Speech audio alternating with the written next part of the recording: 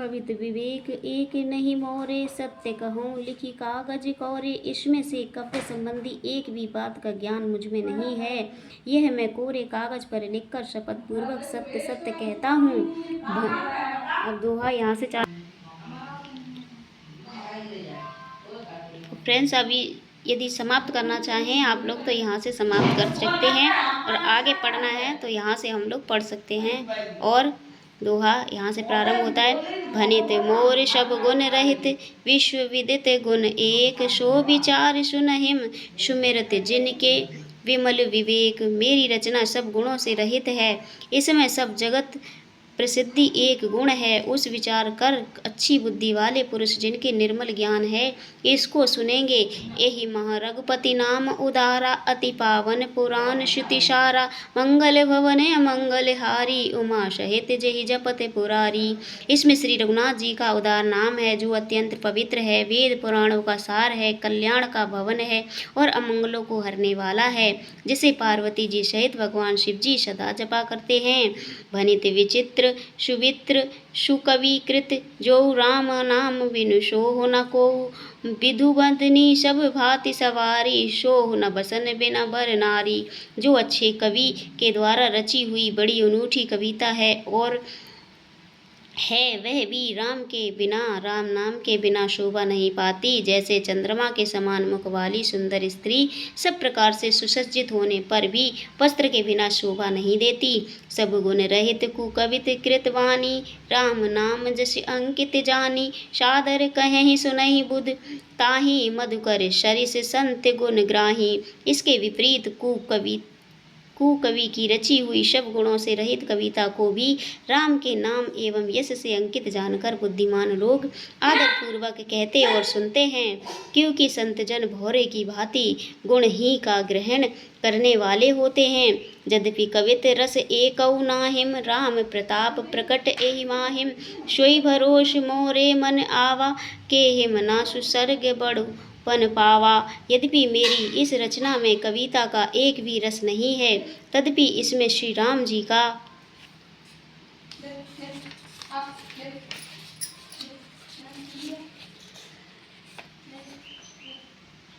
प्रताप प्रकट है। मेरे मन में यही एक भरोसा है, भले संग से भला किसने बड़कपन नहीं पाया। भो महु तजहि सहज करुणाई, अगनु प्रसंग सुगंध बसाई। भनित भदेश भस्व भली बरनी, राम कथा जग मंगल करनी। धुआं भी अंगार के संग से सुगंधित होकर अपने स्वाभाविक कड़वेपन को छोड़ देता है। मेरी कविता अवश्य भद्दी है, परंतु इसमें जगत का कल्याण करने वाली राम कथा रूपी उत्तम वस्तु का वर्णन किया गया है। इससे यह भी अच्छी ही समझी जाएगी। यहाँ से आता है छंद। ये देखिए, इसे छंद कहते हैं। और अब हम छंद का प्रारंभ करते हैं। मंगल करनी कलमल हरनी, तुलसी कथा रघुनाथ की। गति क्रू कविता सरित की, ज्यों ही सरित पावन पद की। प्रभु सुजस संगति भनिति, भली हो हिम सुजान मन भवानी। भव अंग भूति मसान की, सुमिरति सुहावनी पावनी। तुलसीदास जी कहते हैं कि रघुनाथ जी की कथा कल्याण करने वाली और कलयुग के पापों को हरने वाली है। मेरी इस भद्दी कविता रूपी नदी को चाल पवित्र जल वाली गंगा नदी की चाल की भांति टेढ़ी है, परंतु श्री रघुनाथ जी के सुंदर यश के संग से यह कविता सुंदर तथा सज्जनों के मन को भाने वाली हो जाएगी। शमशान की अपवित्र राख भी श्री महादेव जी के अंग के संग से सुहावनी लगती है और स्मरण करते ही पवित्र करने वाली होती है।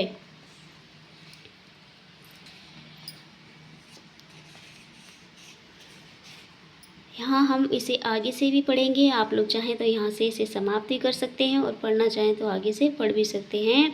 प्रिय लागहि अति सबहि मम, भनित राम जस संग। दारु विचारु की करहि, को वदित मलय प्रसंग। श्री राम जी के यश के संग से मेरी कविता सभी को अत्यंत प्रिय लगेगी। जैसे मलिन पर्वत के संग से कष्टमाथ चंदन बनकर वंदनीय हो जाता है, फिर क्या कोई कांट की तुच्छता का विचार करता है। श्याम सुरभ पै विशद अति गुणद करहि सब पान। गिरा ग्राम सिया राम जस गावहीं सुनहि सुजान। श्याम गौ काली होने पर भी उसका दूध उज्ज्वल और बहुत गुणकारी होता है, यही समझकर सब लोग उसे पीते हैं। इसी तरह गवारू भाषा में होने पर भी श्री सीताराम जी के यश को बुद्धिमान लोग बड़े चाव से गाते और सुनते हैं। मणि मानक मुकुरता छवि जैसी अहि गिर गज सिर सोह न तैसी। नृप की टिट तरुणी तनु पाई लहे हिम शकल शोभा अधिकाई। मणि माणक्य और मोती की जैसी सुंदर छवि है, वह सांप पर्वत और हाथी के मस्तक पर वैसी शोभा नहीं पाती। राजा के मुकुट और नवयुवती स्त्री के शरीर को पाकर ही ये सब अधिक शोभा को प्राप्त होते हैं।